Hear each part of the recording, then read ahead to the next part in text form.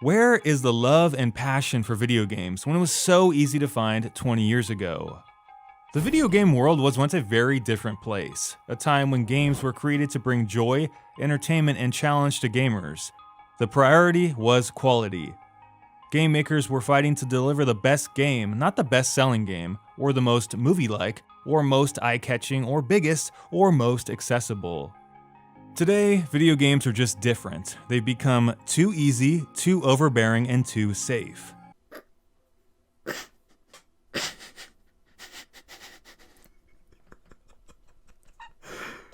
I see this get thrown around quite a lot, but I've never been able to sort of word my response in a way that makes sense to other people, but I'm going to try and change that now. The structure for new video games today feels way too player-assisted. Challenge has been replaced by follow-me dotted lines, brain-dead AI, and dumbed-down mechanics like health regeneration, quick-time events, and auto-aiming. Okay, so there's quite a lot to unpack here. You mentioned dotted lines, bad AI, health regeneration, quick-time events, and auto-aim. Now let's unpack them one by one. Quest markers, dotted lines, breadcrumbs, whatever you want to call them, they exist as a sort of guide to get a player to objective locations. They're not necessarily a new mechanic, but they've definitely gained popularity recently as game worlds have gotten bigger, and it's a lot easier to get lost. On the top of my head, the earliest examples I can think of are Oblivion, which was released in 2006, and Fable 2, which was released in 2008. So, shitting on new games because of innovations that are decades old, it's not really good look, unless by new games you mean anything released after the 2000s. In which case your terms are bullshit. Like pretending that games from the early 2000s and early 2010s are somehow inherently worse than ones released before that is just... well, it's just not true. Like, objectively. Not to mention that quest markers came because of how big and how dense and how rich the worlds became. Like, they didn't just pop out of thin air. Like, they arrived because a lot of games needed them. Like, without having to read a manual or pages and pages of the lore. Like, you knew exactly where to go, and if you wanted to explore, to do the side content later, you could. Point 2, bad AI. This is just objectively false. Seriously? You think in the last 20 years, programming and artificial intelligence has gotten worse? 3. Health regeneration is only really a quote-unquote problem in first-person shooters.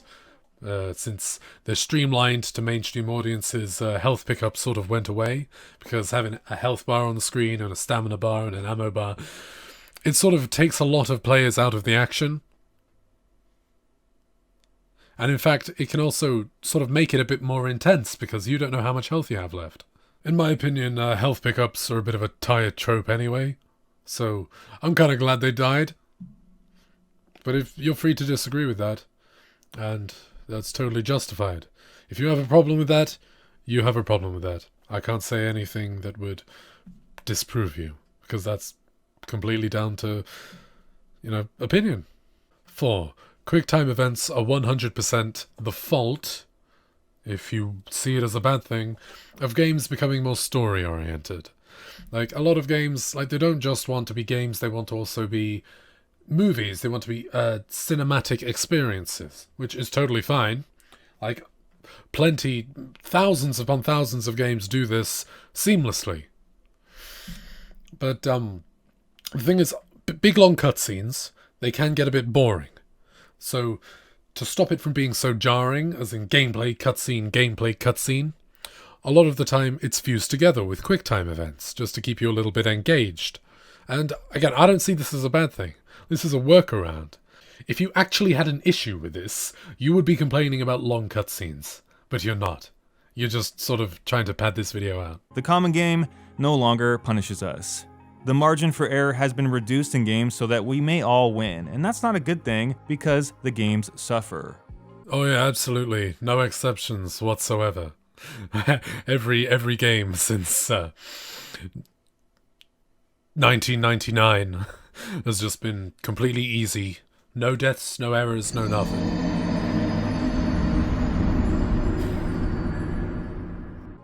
New role-playing games like Final Fantasy XV, Japanese RPGs aren't role-playing games. Fallout 4, and even The Witcher 3 pretty much play themselves, allowing players to go on autopilot as they stare into the deep abyss of that mini-map compass. Yeah, you know, all the crafting, alchemy, settlement building, Gwent, all of that shit just plays by itself. Weird.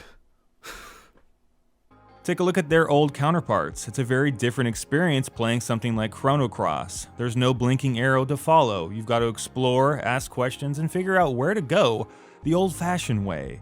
Because it's an isometric game. Gonna go up, down, left, and right. That's it. 3D games are a completely different environment. There is so much more... Literally an extra dimension. Like, it's not that difficult to understand. Not to mention that you've already made this point. So you're just repeating the same, not even that good to begin with points, just over and over again, hoping people will believe them. Fallout 2's freedom, discovery, and player-driven narrative versus Fallout 4's all-seeing compass is another example.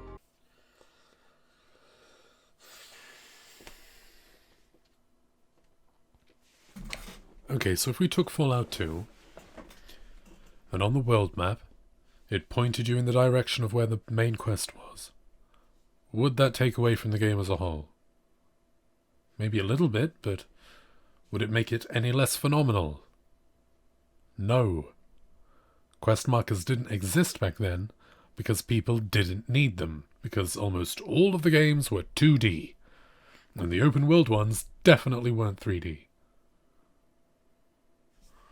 Making players feel invincible in shooting games is another. Whoa.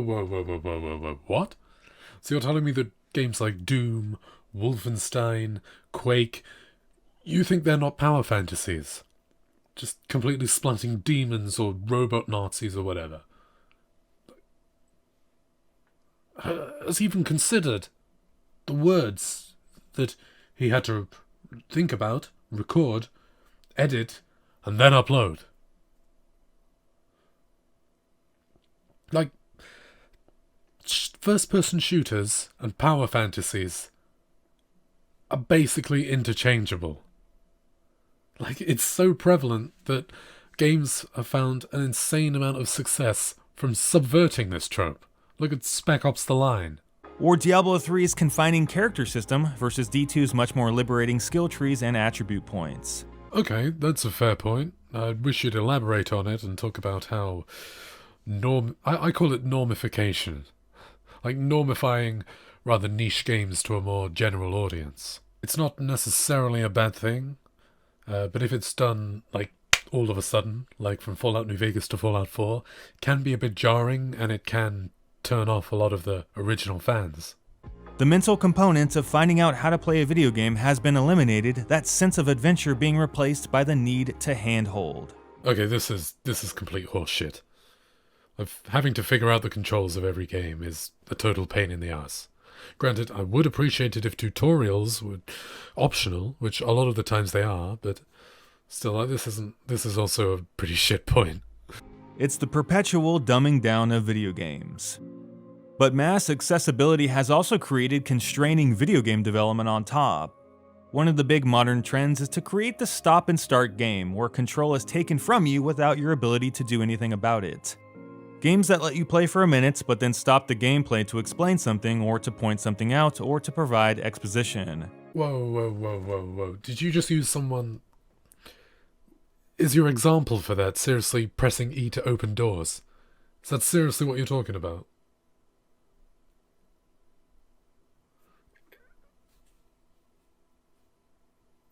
I'm speechless.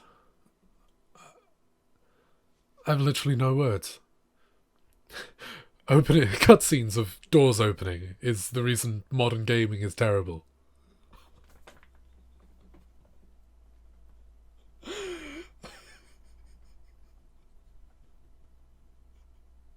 Shooting games like Battlefield or Call of Duty let you play for 45 seconds before stopping you for a cutscene, a forced interaction, a "hey, look at this," or to kick a door in.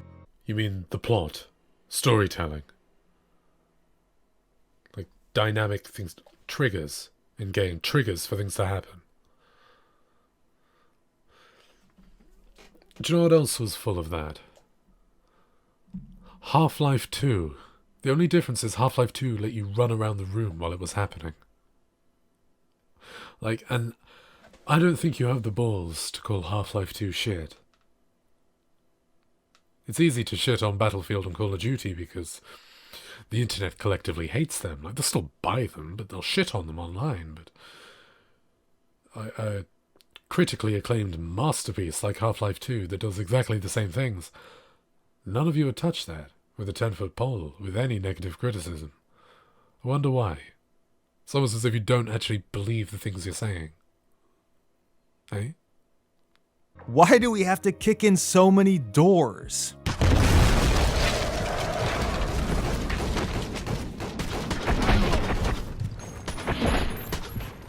Well, you just proved why. It looks fucking awesome! This pointless walking simulation moment in Battlefield 3 is only in the game so you don't miss this nicely rendered helicopter. Yes! You've come to the exact same conclusion as me. Yes, please drop this point.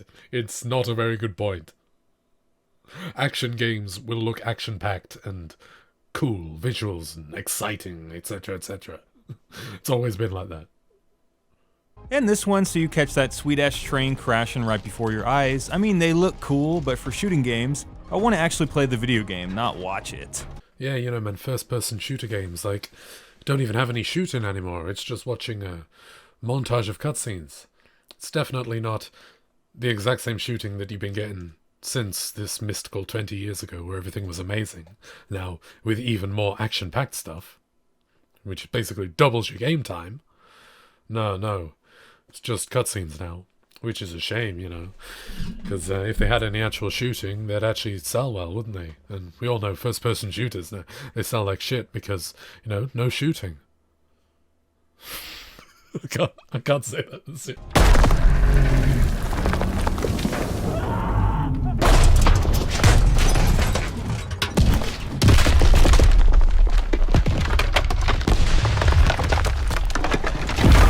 How can you watch that and say that's not exciting, that's not action-packed? Like, that doesn't belong in a first-person shooter game. First-person shooter games are basically like the 1980s action movies of video games. Like Hollywood has them, we have first-person shooter games. And movies like Transformers are full of scenes like that, and they sell really well. And on a similar note, video games are full of stuff like that, and they sell really well. Many AAA games today are wannabe movies laden with enough dialogue and cutscenes to test your patience.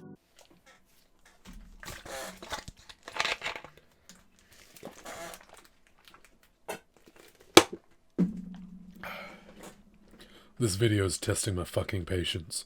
They often hold your hand, restrict your movements, and make you walk through carefully scripted game areas so that you don't miss a beat. That's narrative storytelling in video games 101. Every single action game ever with a story has done just that. From Vampire the Masquerade Redemption to Red Dead Redemption. Granted, Red Dead Redemption was open world, in the sense that you could explore, but the levels were all very heavily scripted and linear. Are you going to be shitting on Red Dead Redemption? I don't think so, Sonny Jim. Unlike a game like Uncharted, these kinds of games have nothing to fall back on to justify such inclusions. He'll make exceptions for his favourite games, but when any other series does it, it's killing the industry. It's why modern games are shit. Where do you think Uncharted got the idea from? You absolute fat spaz. Granted, I can't really say much. I look pretty fat in this fucking pyjama top. Wearing pyjama bottoms as well. Yeah, and I haven't styled my hair. I'll make an effort for my appearance when I'm popular, eh? Granted, that's probably circular reasoning. I'm never going to be taken seriously if I keep making videos. On with the video. Watching a long cutscene in a Naughty Dog game is different because the rest of the game is outstanding and non-contrived. I'm sorry, what? Naughty Dog games are literal corridors. Like, it's being one massive corridor with pretty visuals. And that's okay.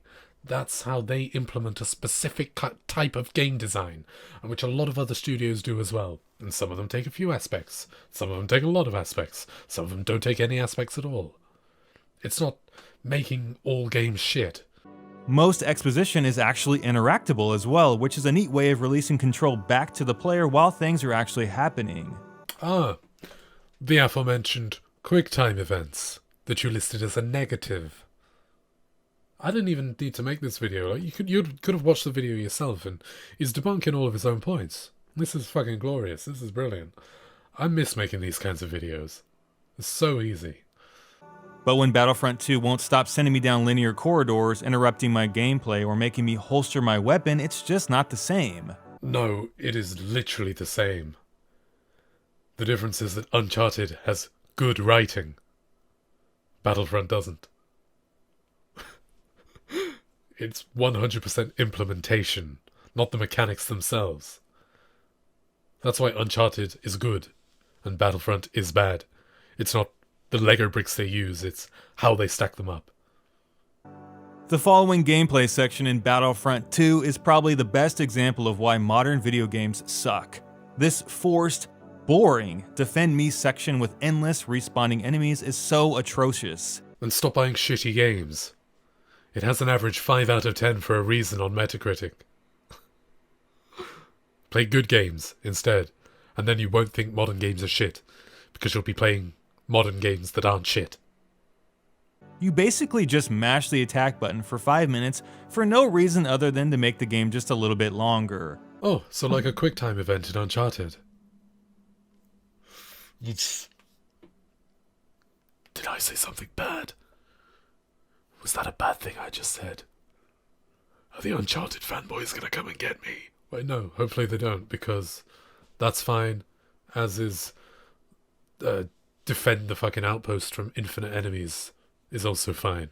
It was just poorly implemented, just like almost everything in Star Wars Battlefront, which is why it has low reviews, and which is why you shouldn't play it, rather than buy it, fueling shitty aspects of the industry you don't like, only to complain about it later.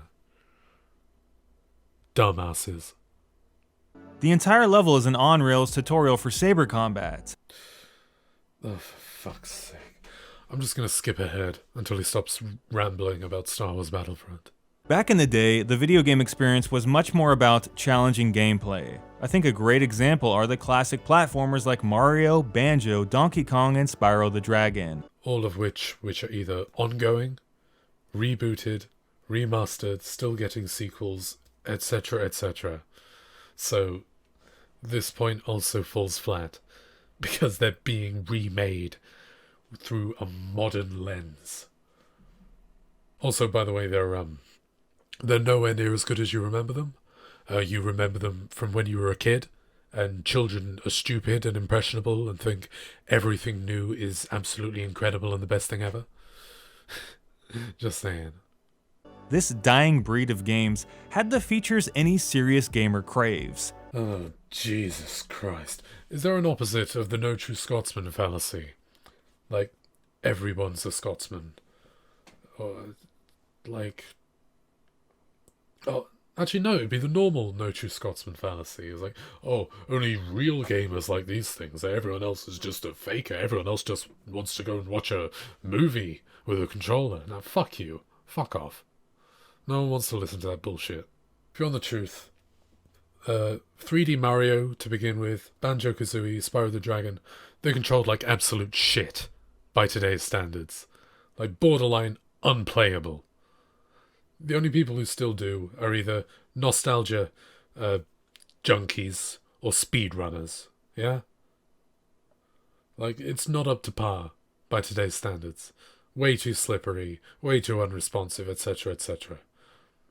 I'm not trying to shit on them. They were fucking amazing for the time. But that's where they should stay. Like, the world needs to move on. We need to make new innovations and etc. and stuff like that.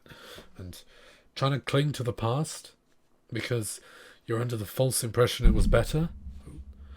Because you're under the false impression it was better is not going to get you the happiness that you think it's going to get you.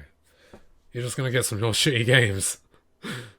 Innovative gameplay, unique mechanics, and a great story. For the time. It's not innovative anymore. Like, the things that we call innovative now are the things that other companies copied. We just forget about the mechanics that weren't innovative. Like, that's how innovation works. Like, you get something and you improve upon it, or you make something new and implement it into something that already exists. Something from 20 years ago, like, especially in the field of technology, can't be innovative. Like, by definition. If it was innovative at the time, it definitely isn't now. Plus, they were just fun games that celebrated being fun. They let you dive into the action. No minimap, no manipulative game design, and no hand-holding. Whoa. Did you just use Shadow of the Colossus as an example of no hand-holding? Did you even play the fucking game? The weak spots are literally glowing on the Colossi. This is unreal. You had to figure out how to complete the game by yourself, or how to unlock warps, or throw yourself through giant paintings. Yeah, that's a fair point. Now the game tells you about all the content it has to offer, with a few exceptions, of course, like Dark Souls 1, with the painted world of Ariamis. I think it was Ariamis. Ariamis or Ariandel. Can't remember. Get those two mixed up. I think Ariamis was the first one. This is the critical piece to the failing of the modern-day video game. The critical piece in the failing of modern video games is the fact that it tells you what it has to offer. We don't have to figure out anything anymore.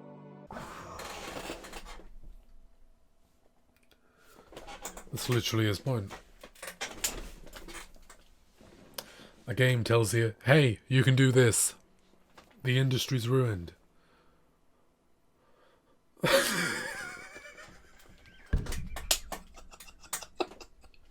This guy can't be for real. This guy has to be a troll, surely. We're given every possible helping hand imaginable, follow-me quest arrows, detailed minimaps, simplified objectives, and a compass that connects the dots for us. Apart from the fact that 3 of those are optional, like, I don't think I've ever played a sort of open-world RPG that didn't let you turn off the minimap or the quest markers or anything like that. And if you can't do it in the options, I guarantee there's a mod for it. There's no thinking in video games today or piecing solutions together. I just got finished playing Murdered Soul Suspect. This isn't true at all. Murdered Soul Suspect isn't even one of the good detective sort of mystery adventure games. I don't know what kind of shitty games this guy's been playing, but I certainly do not want to play them. No thought whatsoever. So, if you see an enemy, you've got a big rifle that'll kill him really quickly, or a silenced pistol that doesn't do as much damage. What should you do? Well, no, you can't do that. That's not a choice. Shut up and play the game. The Witcher 3 is guilty of all of this, yet there are moments of brilliance when it pushes this hand-holding to the side. You'll come across the odd treasure hunting mission, or here's a map and a clue, figure it out quest from Yennefer, for example. They were boring. I skipped those. I would argue that The Witcher 3 should have pursued more of these, as the rest of the game is a cakewalk that falls prey to being overly accessible. Oh no, don't word it like that. No, accessibility has nothing to do with difficulty.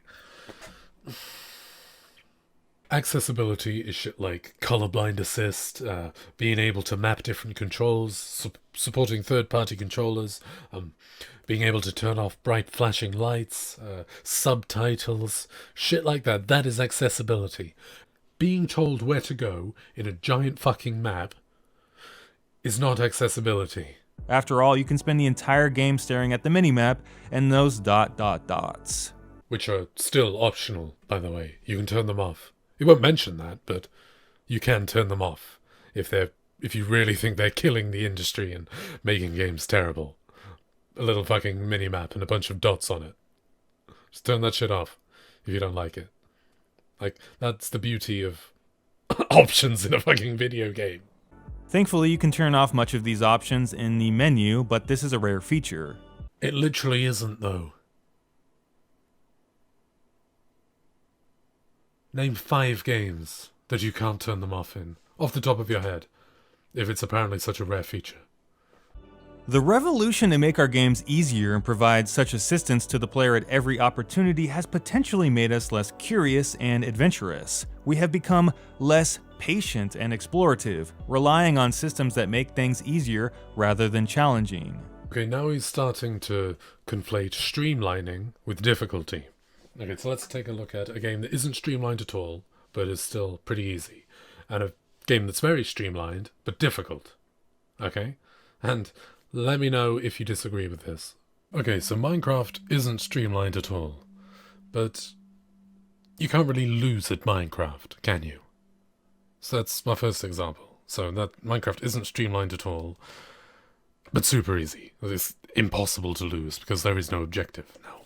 Now, a game that's really streamlined, but not really easy in the slightest, insanely hard, is Dark Souls 3. Dark Souls 3 is easily the most streamlined of all of the Soulsborne series, and it's still really difficult. I'd insert a montage here of people dying, but I don't have the patience. Challenge is no longer based on mechanical playability, but on workload.